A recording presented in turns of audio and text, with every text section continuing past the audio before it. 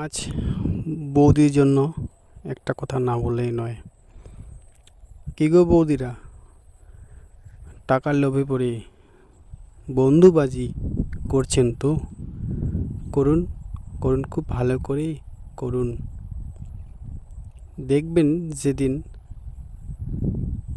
আপনার ঘরের স্বামীও আপনাকে ছেড়ে অন্য কোনো বৌদির সাথে বৌদিবাজি করছে না, সেদিন বুঝতে পারবেন সংসারে কি জ্বালা। একটা কথা মনে রাখবেন, স্বামীর ঘরে থাকুন, দেখবে তোমাকে অনেকে স্বপ্ন দেখাবে।